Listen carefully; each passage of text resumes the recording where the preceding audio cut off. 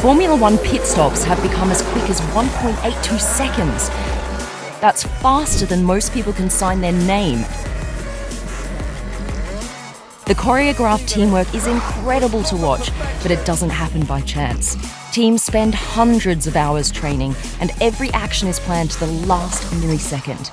Here's how F1 crews achieve near superhuman speeds during a pit stop. Welcome to Explained. Formula One pit stops can literally win or lose a race. Box now, box now, box for hard. Stay out. What are you doing? And people? No words. It's gone from 67 seconds back in the 1950s Only 4 crew members, including the driver, are allowed to work on the car. to 2 seconds or less today. Crews consist of over 20 people, and advances in technology has made a huge difference. But unless every element comes together in synchronized harmony, these pit stops can get ugly. A little bit of a problem. Is that fuel splashing? Horrific. Whoever made the call, the tyres weren't ready. So how are Formula One teams hitting the mark time and time again? One word: practice. Formula One teams get in 1,000 to 1,200 practice pit stops each before a season starts, and they practice through weekends before the race. But what kind of training do they do? First of all, members of the pit crew are either mechanics or engineers in the wider garage, so technical knowledge is a must. Pit crew are picked from the most capable people and assigned specific roles. Once the lineup is fixed, it doesn't change. And in case someone is ill, there's always a reserve trained to step in for every position. Take a second to like the vid for us, guys, and subscribe. Secondly, physical fitness is also of utmost importance. It's not just the F1 drivers who need to be at peak fitness. F1 car tyres typically weigh 11.5 kilos each. Combine that with their size, which is 18 inches, and suddenly manoeuvring them in and out isn't so easy. Wheel guns are also underestimated. They rotate at 10,000 RPM and run at a 26 bar pressure. That's like a quarter of the pressure required to blitz a patio with a power washer. And given how fast it's used, it puts intense pressure on the operator's wrists and arms. So today, I'm going to be challenging Max Verstappen, who can change an F1 tyre the fastest. These are all magnets around here, and a nut will magnetise this way to there. Yep. It's important that you go all the way on, okay? And this is the switch for the direction. 3, 2, 1, go!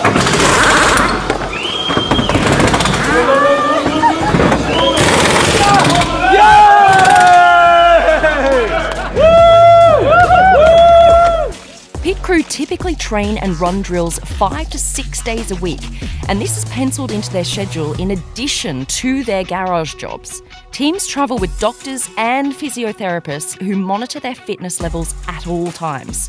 Physical tests assess each person's health pre-season, and training programs are put into place.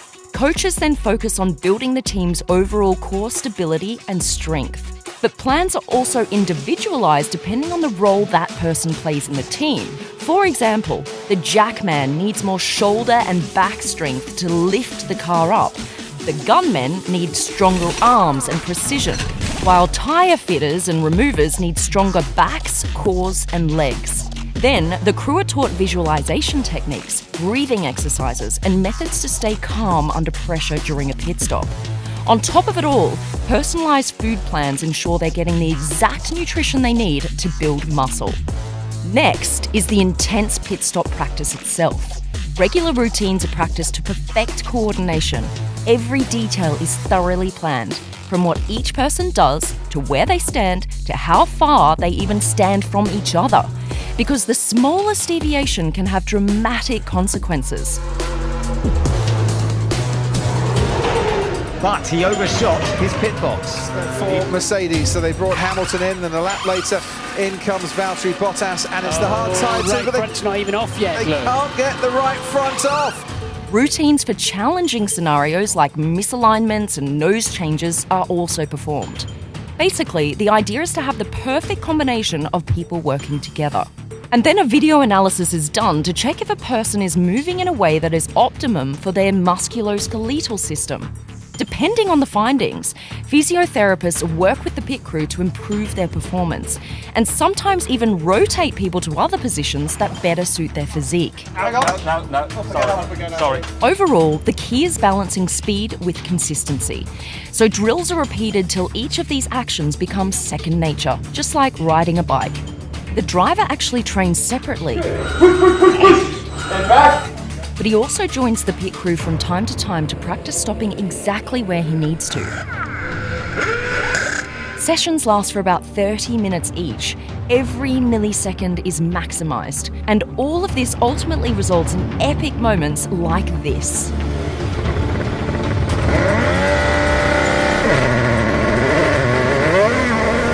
So far, Team Williams and Team Red Bull have smashed the pit stop's 2-second barrier a number of times. And fun fact, Team Red Bull got so good at it, they even did a pit stop in zero gravity just to prove a point. Others have also come very close to sub-2 on a timer. But this sent up some red flags, and people grew concerned that processes had become too automated. To break that down for you, F1 teams came up with a system where the wheel guns were connected to the pit wall and to the traffic light that gives the go signal to a driver. From what we understand, the system became so automated that it would trigger a green light to go passively from the wheel gun before an active confirmation was given from the mechanic. Typical human reaction time is around 200 to 250 milliseconds, and the go signal was being given before this, which meant this could lead to serious errors and injury. Yeah, look, on the rear left, he's saying, no, it's not on properly. In 2021, the Fédération Internationale de l'Automobile, or FIA, implemented a minimum reaction time from mechanics for each of the major processes during a pit stop.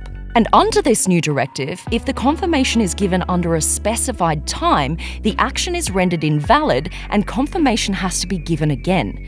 Now, there has to be at least 0.15 seconds from the wheels being on the car to the jack being lowered, and then 0.2 seconds from the car being lowered to it being actually released from the pit box.